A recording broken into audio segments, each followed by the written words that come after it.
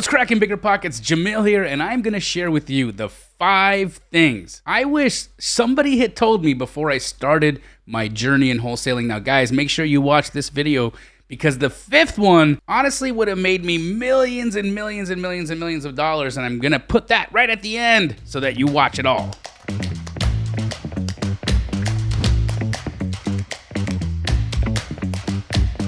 The 5 things that I wish somebody had told me before I started my journey in wholesaling. The first one was focus on one thing. Oh my gosh, this business is full of so many different techniques and strategies, and they're all useful. They all work. And it's very difficult to decide between whether or not you want to become an acquisition specialist, whether or not you want to become a disposition specialist, whether or not you want to become the world's greatest cold caller, whether or not you should be doing pay-per-click or direct mail or bandit signs or any of these different lead generation techniques, or my favorite even, agent outreach. What do you do? Well, here's the thing. There's so many different paths to success here. Your job is to focus on one. I have seen burnout like you would not believe in this business because people just get super confused. They don't know what they should be doing. And they learn from this individual, they learn from that individual, and everybody is an expert in the thing that they're teaching. And that's why it's important for you to find somebody or find individuals that you resonate with and then learn the techniques that they teach and do it in a way that you become a master at one specific technique. Now, for example, for me, I am really good at building relationships, and I'm excellent at building relationships with wholesalers and different real estate agents.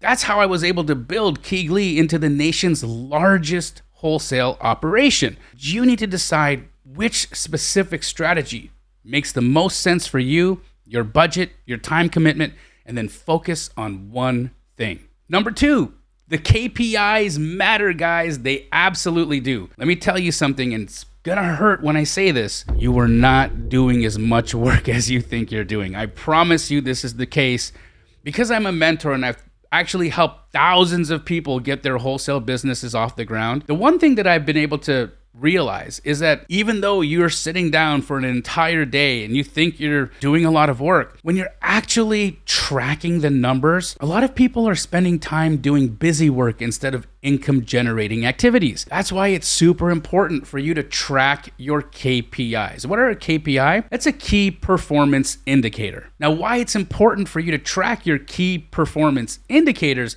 is because it'll show you how much you're actually outputting in a single day. For instance, if you sit down for an 8-hour day of work, yet that 8-hour day turns into an hour organizing your desk, another half an hour organizing your desktop, another 25 minutes going through your email and organizing that, and then deciding that your workspace just doesn't fit how you want your workspace to look, so you rearrange that, and then all of a sudden somebody calls you and asks you a question and you do that, and then the day is gone and you've realized you thought that you sat there all day working on your wholesale business, and it might have even felt like you worked all day in your wholesale business, but what did you actually do to fill your pipeline? What conversations did you have that produced an address?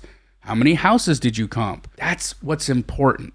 So tracking your key performance indicators will absolutely help you understand your outputs because your outputs will actually give you the results. Here is a KPI that I want you to write down because this number will change the game for you in your consistency in actually filling up your pipeline to a successful wholesale business. And this is the magic. 50 conversations a day will get you to the gold. And I don't care if you're having those conversations with distressed property owners, maybe you've pulled a list, a pre-foreclosure list, whatever that is, whatever the lead generation source or whatever list that is, 50 conversations a day will get you to the gold. Now here's a few other things that I think it's important for you to track. How many conversations you had a day?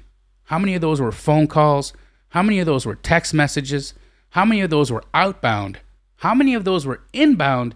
And if you're having conversations, how long those conversations are going. So that, number 2, guys, will help you guys make sure that you've got a consistent pipeline in your business. Number 3, mindset matters. So many people overlook this concept of how your thinking and how you're feeling before you're actually sitting down to do your daily work. I promise you that your energy will precede you. All right, what do I mean by that? How you're feeling is coming across in your tone. How you're thinking is coming across in the words that you're actually delivering to the person on the other end of the phone. Now, if you don't truly believe that you're worthy of success in this business, if you don't truly believe that this can actually work out for you, people will pick that up on the other side of the phone. It just happens energetically. You ever walked into a room where people were fighting and you walked in after everybody stopped talking, but you could just feel tension in the air? You could feel that negative energy. Well, that's a lot like what it feels like when you're having conversations with people on the phone that don't believe what they're saying. So it's really important that every single morning before you start your daily work, that you are doing mindset exercises to put yourself energetically and mentally in a framework that's going to be successful for the day. Now, for me, I find meditation to be an extremely valuable mindset exercise that I do daily to make sure that I'm feeling optimized. Now, the other thing that I like to do is make sure that I've done some kind of physical activity in the day so that the blood is moving around and I'm feeling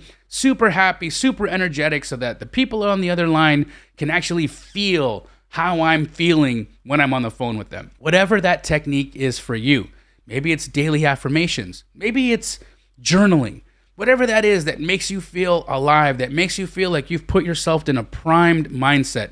That's what's important to make sure that you're bringing to the table before you start making calls. The thing about it is you have to fall in love with the journey. You have to fall in love with the work. Got to understand that a lot of people are not going to be picking up what you're putting down. Many homeowners are not going to be open to selling you their house. Many real estate agents aren't going to have a deal for you. Many wholesalers aren't going to want to work with you. But there are going to be those who will.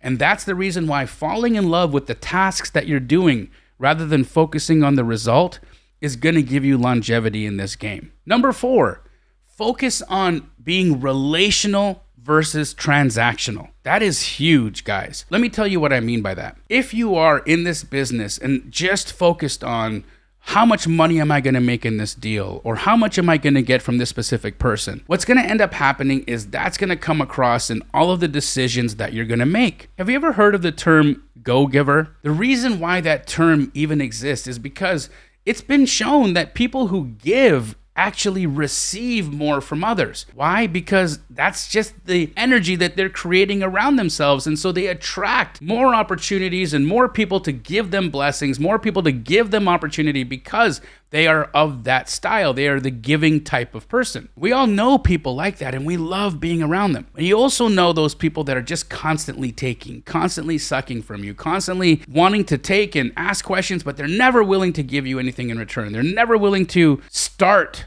by showing you how they appreciate you or giving you some kind of value before they're expecting something in return. So it's important, guys, to have that focus of relationships instead of transactions. If I'm in a transaction where I may not be making the most money, in fact, I've been in transactions where I'm not making any money, but I still brought my best self to that transaction. I still was as helpful as I could possibly be because I still wanted to help the seller. I still wanted to help the buyer. I still wanted to make sure that the real estate agent believed that I was able to get these deals done. And so it's important for me to be focusing always on the relationship because I know even if I'm not making the most on this deal today, or even if I'm not making anything on this deal today, that some way, somehow, it's going to come back to benefit me at a later date. Focusing on relationships will by far extend a greater result in your business than being transactional. Now, number 5, guys, this step would have made me so much money if I had known it prior to getting started in wholesaling. But thankfully today, it's all over the place and it's something that you need to do if you want to be successful in wholesaling. And that is squad up. This business can't happen on an island. And you are not going to be good at everything. For instance, I'm not a very organized guy, and I would have never been able to build Keegley into the company that it is with 126 franchises across the country, being as disorganized as I am. I needed to bring into my organization other people who were organized and people who were systematic and could help me take the talents that I was really good at and match those to their talents to create a super person, a super company. And that's the same thing for you. Squatting up allows you to leverage your superpowers and not have to focus on your weaknesses, but instead bring other people into your organization or into your fold that can make up for those weaknesses. And that just makes the organization stronger as a whole. You might be wondering, where can I find people like that? Well, guys, you're watching this video on BiggerPockets, and BiggerPockets is one of the most incredible communities that I have ever encountered. BiggerPockets forums where people come in and ask questions and respond to questions, and they're just as helpful as they can possibly be. Some of those people have built companies together. Some of the people in the forums are doing thousands of dollars in transactions with each other. Now, the more that you're interacting, the more that you're communicating, the more that you're posting and responding to posts, that's what's going to make you a valuable member of the community. And when you share with people what the things are that you're really good at, you're going to have the same happen with others. And you might just find somebody that has that one missing piece, that missing link that's going to help take you from where you are right now to the goal that you're trying to achieve. And you're going to only find that when you are in communities. Squatting up was the one piece that I was missing when I first got started. And I think that it actually cost me millions and millions of dollars in lost revenue because I was trying to do it all by myself. It wasn't until I connected with other people that I was able to take my business from okay to incredible. And that's what I want for you guys. So remember, guys, these 5 steps, if you put them into action and if you actually take these to heart, it'll help you build one of the most phenomenal businesses that you can in real estate investing. And I wish that for you, and I hope you have all of the success in this. If you ever want to reach out to me, please do. You can find me on Instagram at JDAMJI.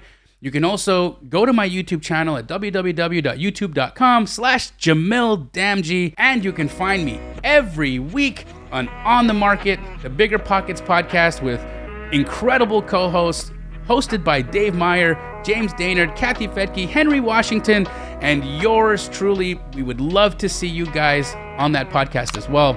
Until the next time, thank you so much for tuning in, and we'll catch you on the next one.